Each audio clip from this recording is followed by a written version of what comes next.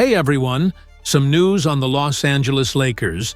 They've officially added Kyler Kelly to their roster, though it's on a training camp contract, not a guaranteed 15th roster spot. Kelly is a player many fans may recognize. He's had experience in nearly every role imaginable with the Lakers, from the Summer League team to the G League affiliate, and he even had a 10-day contract at one point. The Lakers are familiar with him, and he's a player that some analysts considered when trade discussions, such as the Luka Doncic deal, were happening. Kelly stands out as an athletic, high-flying big man with excellent hands and a knack for finishing lobs.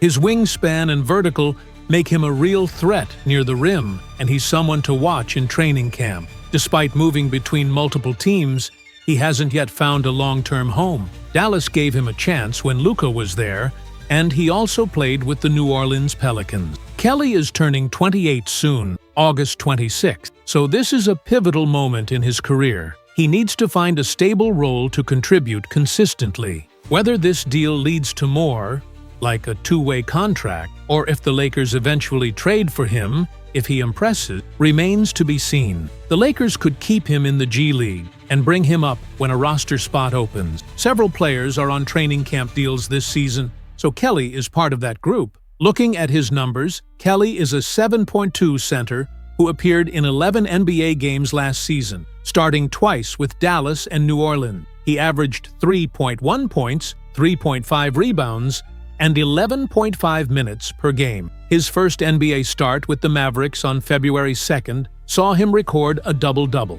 12 points, 11 rebounds, along with an assist and a block. In the G League, Kelly has played 108 career games with 58 starts across 4 seasons for teams including the South Bay Lakers, Austin Spurs, and Raptors 905, averaging 8.3 points, 5.6 rebounds, 1.2 assists, and 2 blocks in 20 minutes per game. With the South Bay Lakers specifically, he appeared in 32 games, started 27, and posted career-high efficiency, 11.5 points on 68.2% shooting, 7.3 rebounds, 1.5 assists, and 2.5 blocks per 26.7 minutes. His defensive skills earned him a spot on the 2024 G League All-Defensive Team, leading the league in blocks. Kelly also has international experience in Canada, Denmark, and New England, plus a strong college background. He's considered a versatile, athletic rim protector who can run the floor, provide shot-blocking presence, and finish above the rim. Standing 7 feet tall and weighing around 230 pounds, with a wingspan in the mid-70s, he excels at using his length and leaping ability to make plays. While he has only played 11 NBA games, his limited minutes have shown glimpses of his potential as a lob threat and floor-running big man. In New Orleans, Kelly averaged 3.3 points, 6 rebounds, 1 assist, and half a block per game over 3 contests, playing nearly 20 minutes per outing. He didn't take any three-pointers, but his role was clear, finishing around the rim and protecting the paint, providing energy and athleticism for the team in limited action. Looking at Kyler Kelly's time with Dallas, he played 8 games, averaging 8.4 minutes per contest, taking just 1.6 shots per game, and connecting on 76.9% of them inside the arc. He didn't attempt any three-pointers, and his free throw percentage was 66.7%. In those limited minutes, he averaged 2.6 rebounds, 0.5 assists, 0.5 blocks, and 3 points per game. While per-36-minute stats can be misleading, especially for a player who hasn't received significant playing time, they provide some perspective. With New Orleans, his per-36 numbers would project to 6 points, 11 rebounds, 2 assists, 1 steal, and 1 block. In Dallas, those projections rise to 13 points, 11 rebounds, 1.1 assists, and 1.1 block per 36 minutes. Clearly, Kelly hasn't found a permanent home in the NBA yet. He's been a journeyman, moving between teams and various iterations of roster. With the Lakers, he's familiar, having participated in multiple settings including the Summer League and G League team. Now, on a training camp deal, he'll have the chance to prove himself at the NBA level. On paper, Kelly fits the type of player the Lakers value alongside Luka. Big,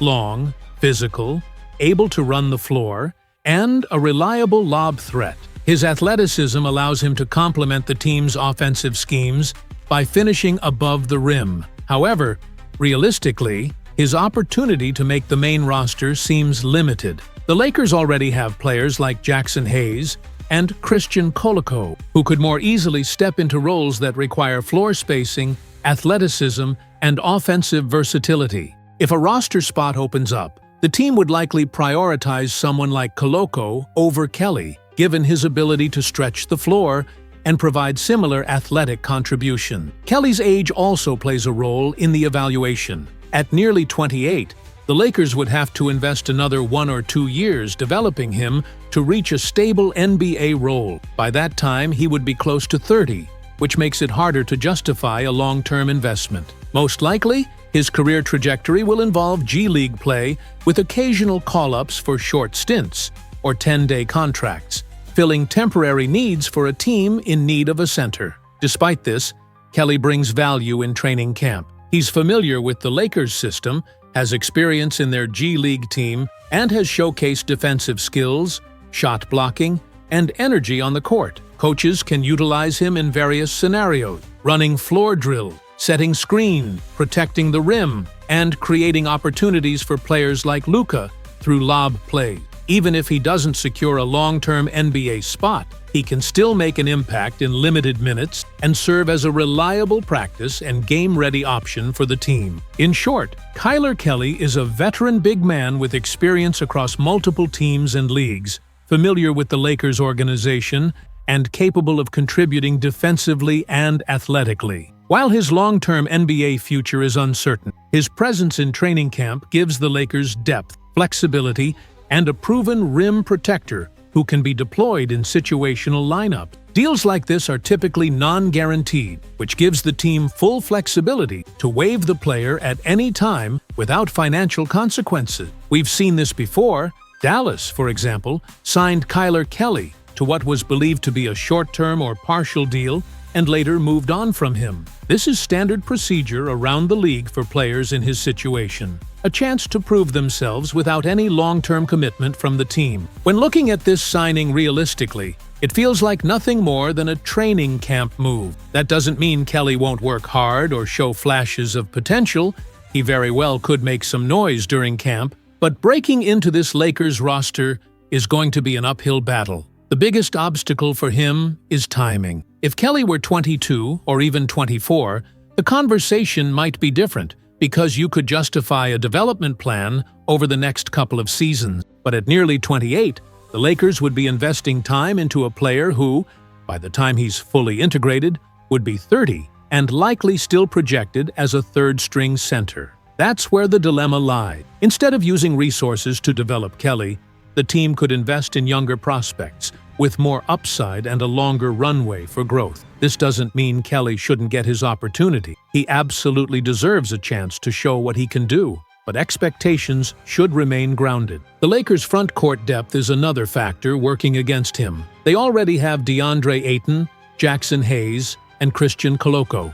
If the team needs additional size or defensive presence, Koloko seems like the more logical choice for an elevated role because of his versatility and potential to stretch the floor. Maxi Kleber is another name that gives them spacing if needed. In contrast, Kelly's game is more traditional: rim protection, lob finishes, and running the floor. While those are valuable traits, they don't necessarily give him a unique edge over what the Lakers already have. Now, could something change? Sure. If the Lakers pull off a trade that clears a roster spot or shifts their depth chart, Kelly might be in line for a two-way deal or even a temporary call-up. That said, even in that scenario, the logical move would likely be to promote Koloko before Kelly. Still, training camp is all about competition. It's a chance for players like Kelly to remind teams why they deserve a look, not just from the Lakers, but from other organizations as well. He brings size, energy, and a skill set that could be useful in the right situation, even if it's on a 10-day contract or in a G League call-up. Ultimately, Kelly is the kind of player you want in camp, experienced enough to handle the pace, motivated to fight for a spot, and able to push the other bigs in practice. While the odds are stacked against him for a permanent role in LA, he could still use this opportunity as a springboard to another team or to secure a more stable position in the G League.